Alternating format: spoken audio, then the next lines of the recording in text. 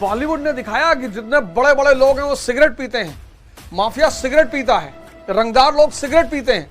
इसलिए नशा जब भी किसी को पहली बार कराया गया तो उसके मन का सहारा लेकर कराया गया। आपने अगर सिगरेट पी होगी, शराब पिया होगा, भांग खाई होगी, पहली बार सिगरेट पी तो कितनी बेचैनी हुई, हाथ कांप रहे थे कि नहीं यार।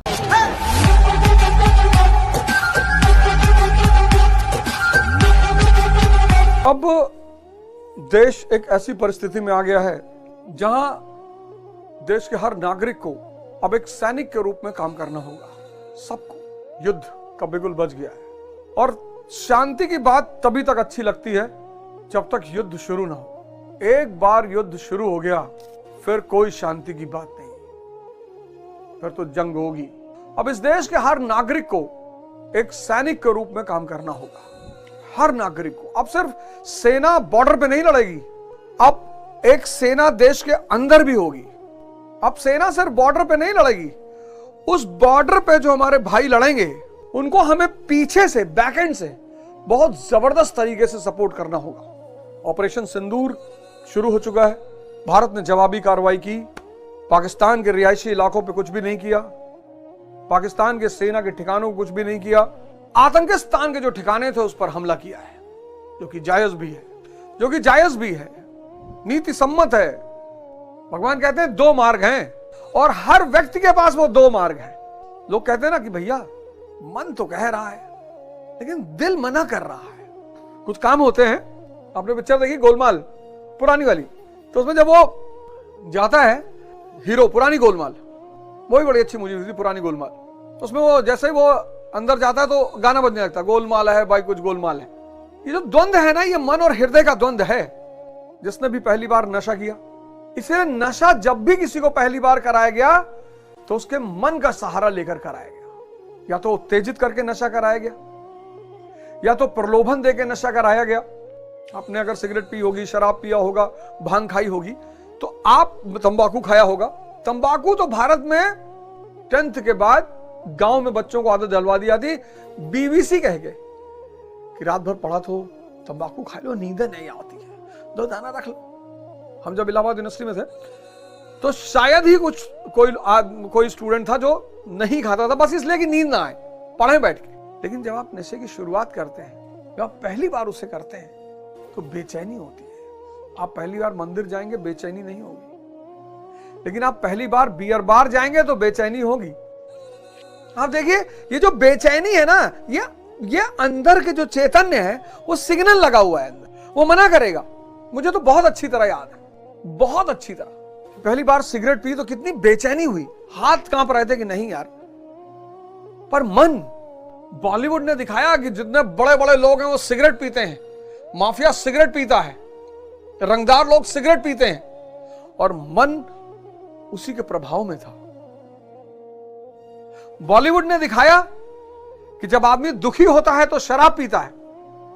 ये जो मन और इंद्रियों का गठबंधन है, बहुत बड़ी बात डिस्कस करने जा रहा हूं। मन और इंद्रियां, ये इनका जो गठबंधन है ये भ्रम है।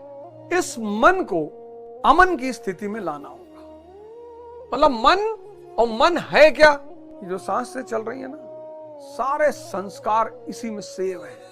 ये बड़ी विचित्र सी चीज है सांसें, बहुत विचित्र, बहुत विचित्र, बहुत ताकतवर, रहस्यमयी। बस 1 घंटा रोज आप इन पे कंसंट्रेट करके तो देखो।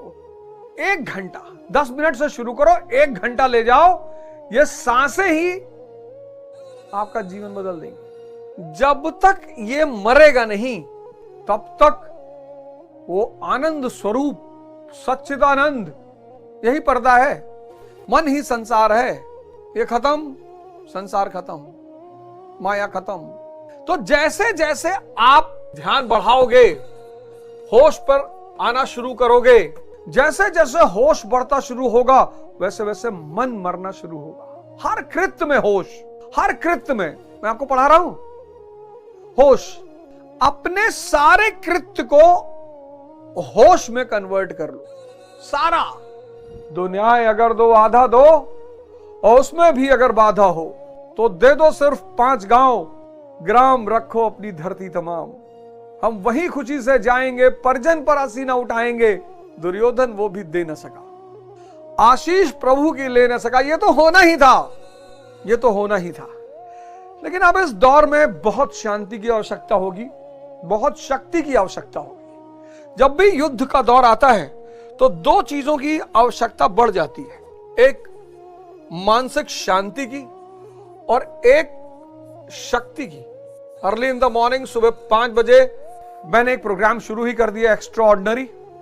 ध्यान करा रहा हूं, योग शुरू करा दूंगा, और ज्ञान के अंदर किताब के भी विषय होंगे, स्कूल के भी विषय होंगे, सामाजिक विषय होंगे, आर्थिक विषय होंगे, पारिवारिक विषय होंगे। और सबसे बड़ी बात, हिंदुस्तान में जो रोगों की संख्या बढ़ रही है, जो लोग रोगी होते जा रहे हैं, उनके लिए एक रास्ता बताने जा रहा हूं। 3 शक्तियों से इलाज, दवा, योग और ध्यान।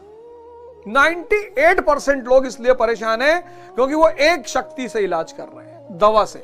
वो सिर्फ शरीर के तल पे काम करती है। 2 शक्तियां वो छोड़ देते हैं, एक मन की संकल्प शक्ति और दूसरा चैतन्य की सुपरनैचुरल शक्ति। अब हम सबको एक नए दौर से गुजरना होगा, और इस वक्त सबको योग और ध्यान के दौर से गुजरना होगा। सबको, कोई अब वंचित रह ही नहीं सकता। अर्जुन कह रहे हैं कि सर ये मिली जुली बातें मत करिए, ये सब पॉइंट लिख लेना।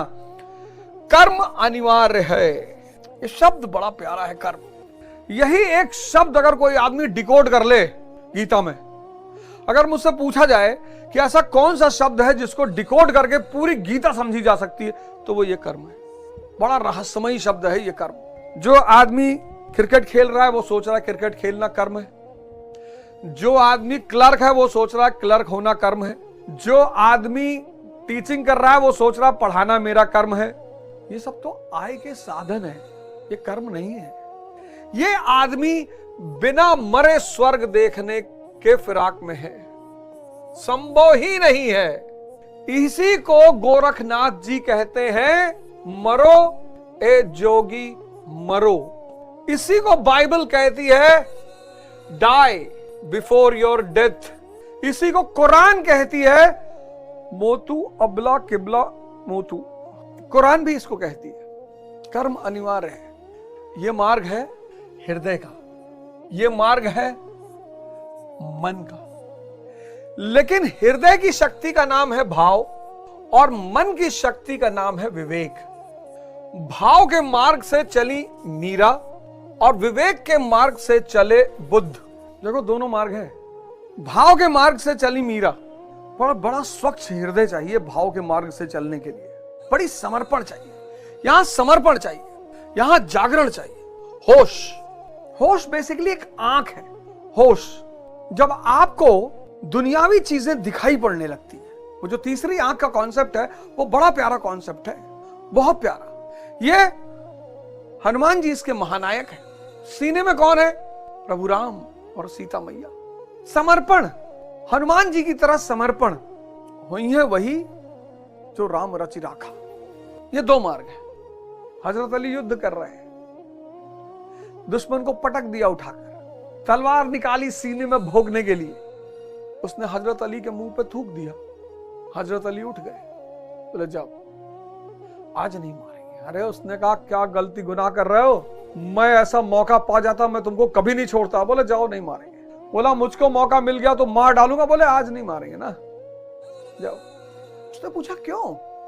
कहा अभी तक सब कुछ ठीक था, मैंने तुम्हें पटका, तुम्हारे ऊपर बैठा, तलवार निकाली तुम्हारे सीने में भोगने के लिए, मैं एकदम होश में था। कितनी अजीब सी बात है कि होश में हत्या भी की जा सकती है। बोले मैं एकदम होश में था, जैसे ही तुमने थूका मुझे क्रोध आ गया। समझना इस लाइन को। उसने कहा उन्होंने कहा जैसे ही तुमने थूका मुझे क्रोध आ गया। और क्रोध में अगर मैं तुम्हें मारूं तो पाप हो जाएगा। फिर तो ये कृत्य मेरे लिए हो गया ना। अभी तक मैं उसके लिए लड़ रहा था,